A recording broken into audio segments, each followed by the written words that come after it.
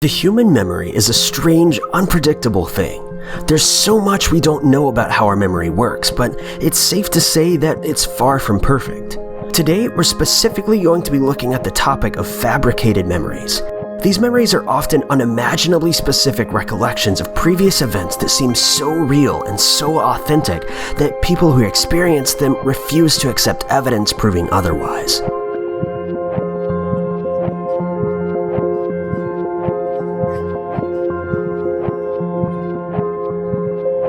Psychologists have dubbed this phenomenon confabulation, though since 2015, this subject is now widely referred to as the Mandela effect. But it's important to note that these are, in fact, two very different things, but we'll get to that in a moment. Memory confabulation is a term that's used clinically to refer to memory defects that are usually experienced by patients with brain damage, but it's also used to describe everyday phenomena like over-exaggerating the truth when remembering recent events, or even inventing facts on the fly to fill gaps in memory. These are things we've all likely done at one time or another, though we're rarely even aware of it when we do it. One type of memory confabulation that has generated a lot of attention recently is the previously mentioned Mandela effect. To put it simply, the Mandela effect is an instance of collective misremembering, or a specific memory that a large number of people seem to believe happened differently than it actually did. Examples include lines from famous movies that everyone gets wrong, such as Darth Vader supposedly speaking the line, "Luke, I am your father," which he didn't, by the way. Or specific dates or numbers, such as many people apparently believing that there are 52 states in the United States, or even historical misconceptions. A minor instance of this would be many people who recall learning in high school that the cotton gin creator, Eli Whitney, was actually an African American, though he was not. The term Mandela effect was penned by a paranormal consultant by the name of Fiona Broom, who wrote a post on her website stating that she first became aware of the phenomena after discovering that she shared a very specific false memory. She recalled hearing that the South African human rights activist and president Nelson Mandela died in prison in the 1980s, though he actually died in 2013. But Fiona wasn't the only person who seemed to recall Nelson Mandela's life ending this way. Apparently, hundreds of thousands of people also recall Mandela dying while in prison. This is when Fiona began to notice other examples. One of the most recent being the death of Billy Graham. A surprising number of people seem to recall hearing of Billy Graham's death, though some believe people are confusing this with Mr. Graham's announcement of retirement, or perhaps the televised funeral of Mr. Graham's wife. But those who remember this event disagree wholeheartedly. Many people also recall a painted portrait of Henry VIII holding a turkey leg in one of his hands. It's believed to be a classic painting of Henry VIII in the Holbein style, but Henry is shown enjoying a hearty meal, though apparently this turkey leg portrait doesn't exist, and it never did. This next example is quite odd, but do you recall the fast food chain being named McDonald's or MacDonald's? This is considered an exceptionally odd alternative memory, since the Golden Arches are such a familiar symbol. Most Americans can even describe the restaurant's logo, slogan, and the company mascot, Ronald McDonald, without having to look any of them up. Well, apparently a decent number of people recall this restaurant being called MacDonald's, though the original restaurant, which was started in 1940 by Dick and Mac McDonald, has always been called McDonald's.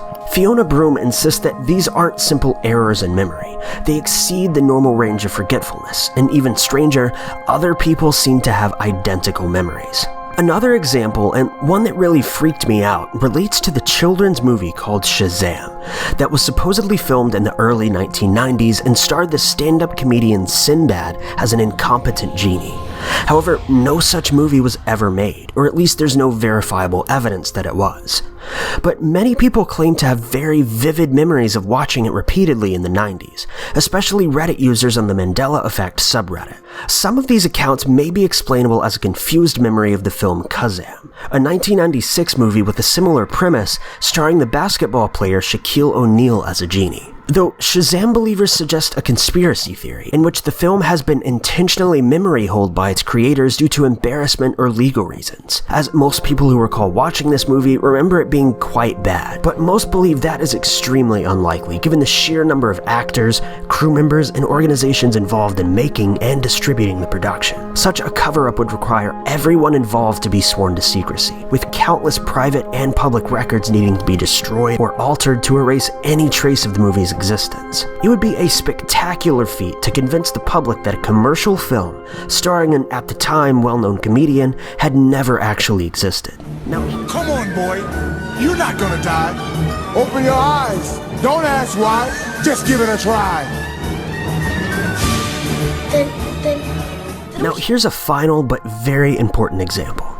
No single occurrence of the Mandela effect has generated more online fuss than the children's book, The Berenstain Bears. Most children who grew up in the 80s and 90s know the books as well as the characters, but it turns out the majority of fans remember the series being spelled The Berenstain Bears, with the name ending in E-I-N instead of A-I-N. I personally also remember the books being spelled with an E-I-N ending, and I read them nearly daily. Some have suggested, though, that the book's name was changed to, quote, make the bears appear less Jewish, but no evidence of this has ever been found. And why would anyone bother to change that? It seems very unlikely. Clearly, something extremely strange is taking place, but no one knows what it is. How can so many people share the same false memory? Well, this is where the conspiracy theory community starts to take over. One theory is based on the principles of quantum mechanics. It suggests that those who are victims of the Mandela effect may have slipped between parallel universes, or alternate realities. For example, the victim may have grown up in a universe in which the books were titled with an E-I-N, but one day woke up to find themselves in a nearly identical world, but the books were actually titled with an A-I-N. For those of you who have watched season 1 of Rick and Morty, I'm sure this is starting to make sense. There's an infinite number of realities, Morty. Rick, what about the reality we left behind? What about the reality where Hitler cured cancer, Morty? The answer is don't think about it. Another theory proposes that, unbeknownst to us, we all live in something resembling a holodeck, which is a device from the TV show Star Trek that creates a virtual reality experience strictly for recreational purposes. This is a space we reserve for virtual adventures. Like a playroom, but it only works in our minds.